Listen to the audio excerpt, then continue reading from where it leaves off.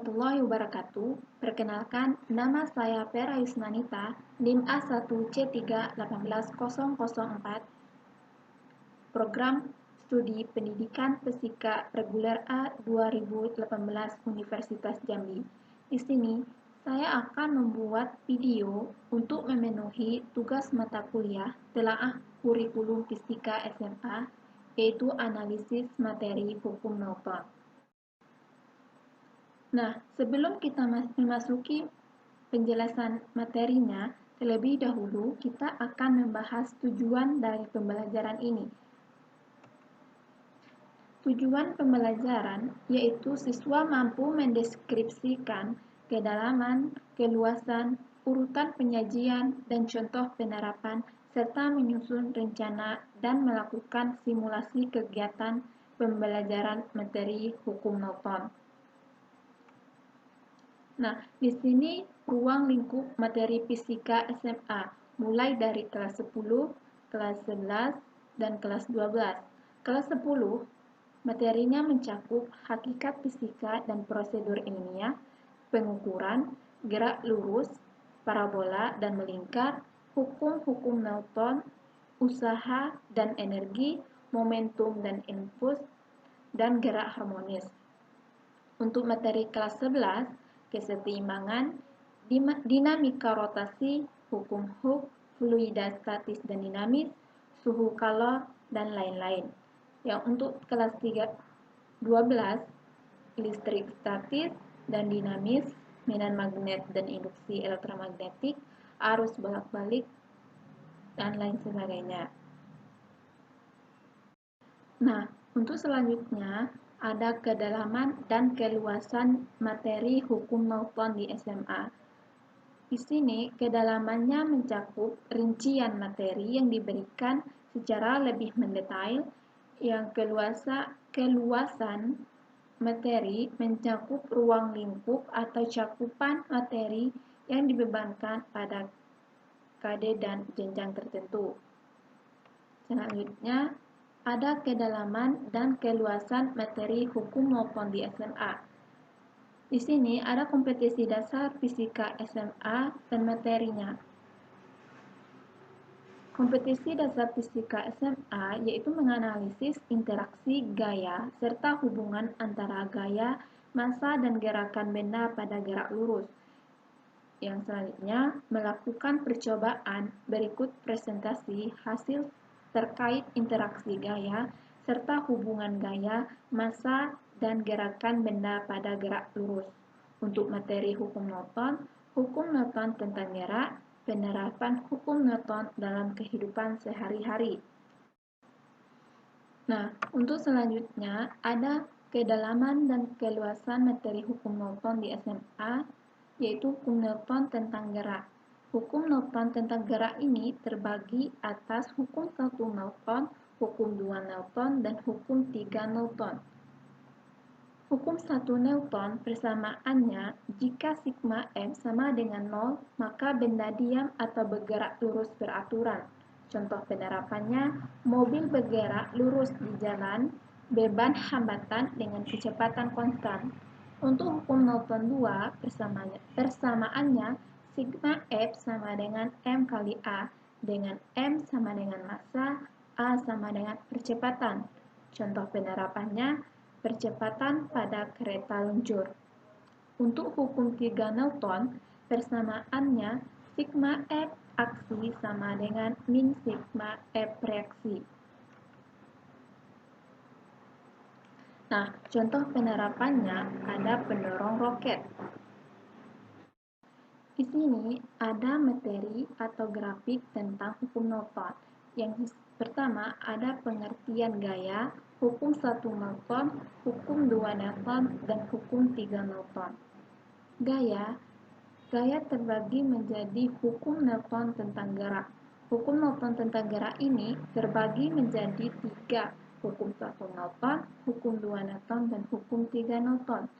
Hukum 2 Newton ini terbagi lagi menjadi 2 pembagian, yaitu aplikasinya dan dinamika gerak melingkar beraturan.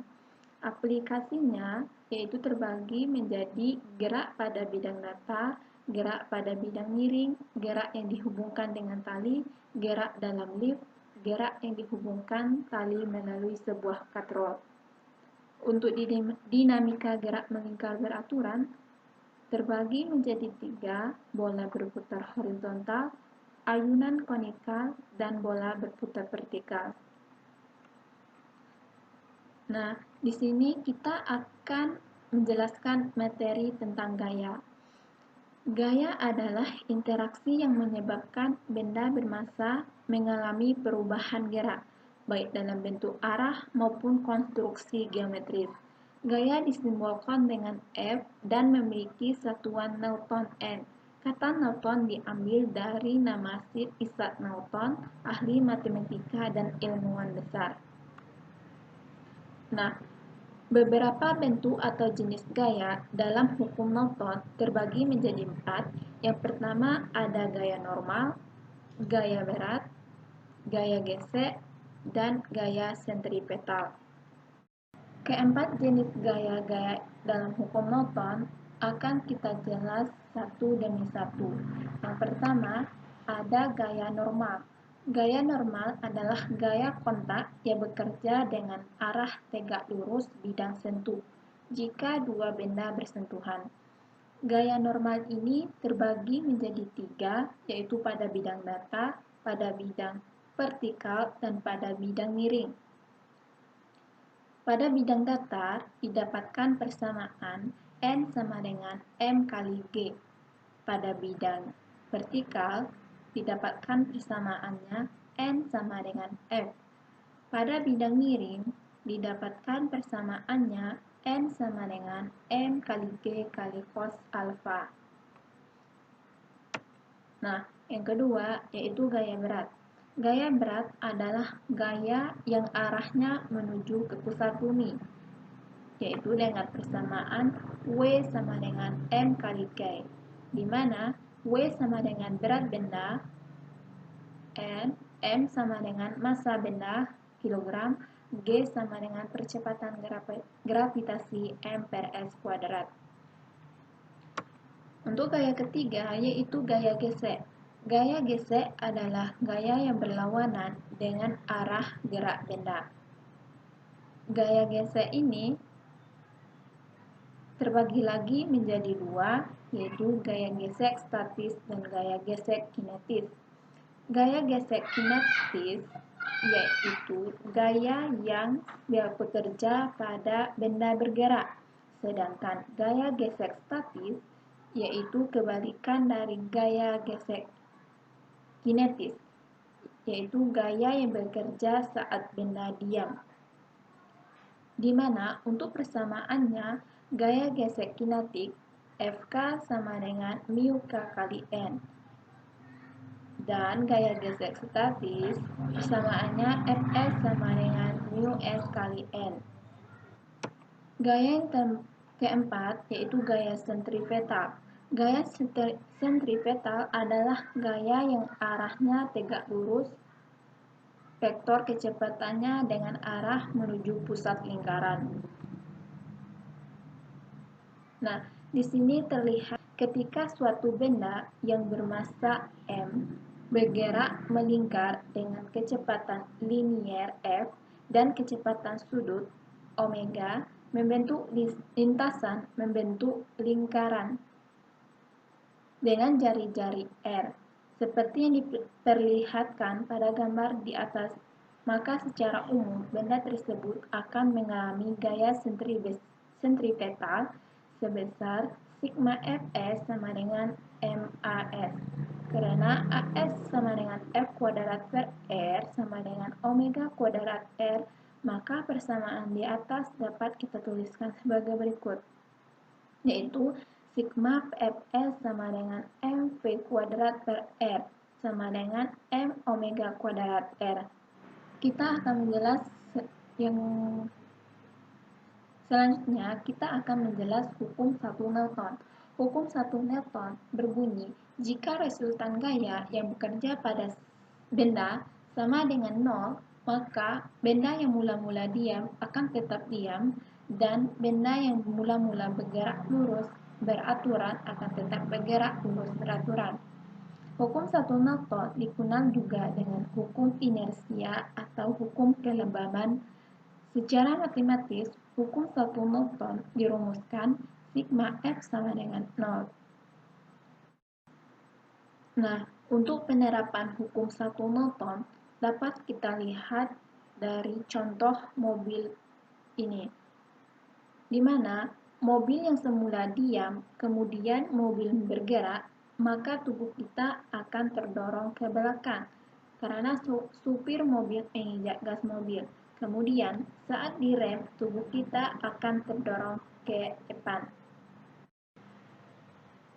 Nah, untuk hukum 2 Newton berbunyi, jika ada resultan gaya yang bekerja pada sebuah benda, maka akan dihasilkan suatu percepatan dalam arah yang sama dengan resultan gaya. Besarnya percepatan tersebut berbanding lurus terhadap resultan gaya dan berbanding terbalik terhadap massa bendanya. Secara matematis, hukum 2 Newton dapat ditulis A sama dengan sigma F per M atau sigma F sama dengan M kali A, di mana A sama dengan percepatan benda, M sama dengan massa benda. Penerapan hukum 2 Newton, kita dapat melihat pada contoh di bawah ini. Ketika ada dua anak yang sedang menarik dan mendorong sebuah kotak yang bermassa M, maka kotak akan mengalami percepatan yang lebih besar dikarenakan adanya gaya tarik dan gaya dorong yang dilakukan oleh kedua anak tersebut. Selanjutnya, hukum 3 Newton. Hukum 3 Newton berkaitan dengan aksi reaksi. Secara matematis, hukum 3 Newton dapat ditulis sebagai berikut. F aksi sama dengan min F reaksi. Hukum 3 Newton berbunyi, jika benda 1 mengerjakan gaya terhadap benda 2, maka benda 2 mengerjakan gaya pada benda 1 yang besarnya sama tetapi dengan arah yang berlawanan dengan arah gaya dari benda 1. Untuk penerapan hukum 3 Newton dapat kita lihat dari gambar di bawah ini, di mana ketika seorang berjalan atau berlari, kaki mendorong tanah ke belakang dan tanah mendorong kaki ke depan. Contoh lain, yaitu ketika roket air akan diluncurkan, roket air dapat meluncur ke atas karena adanya gaya dorong air ke bawah. Nah, itulah materi yang dapat saya sampaikan. Lebih dan kurang saya mohon maaf. Wabillahi taufiq wal hidayah. Wassalamualaikum warahmatullahi wabarakatuh.